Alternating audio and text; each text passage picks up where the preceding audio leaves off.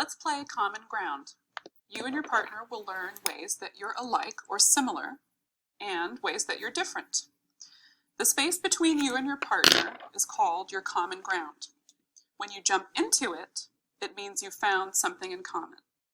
And we're going to use some skills for learning on this game. So let's review and read them together.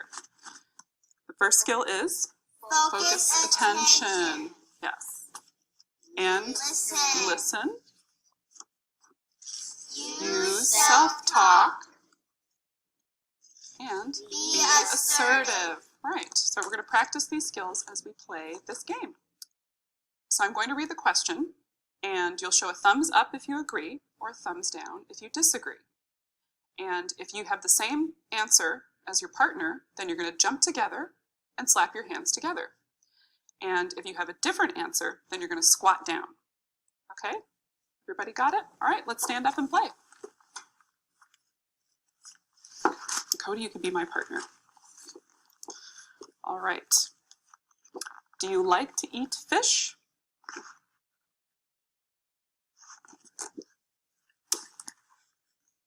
All right, let's play another one. Do you like studying science? Okay, do you like building models?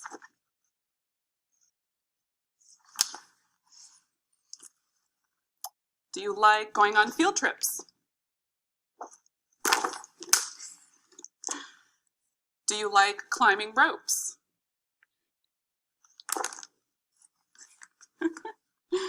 Okay, all right, let's all sit down again. So I saw that a lot of you were slapping hands together. So it seems like you had a lot of things in common. Tanisha, can you tell me one thing that you had in common with your partner? We both like fish. You both like eating fish. Okay, great. And Ginny, how about you? Did you have anything in common? We both liked going on field trips. Great. And Cody, what did we have in common? We both like studying science. That's correct. Okay, so you found a lot of common ground today.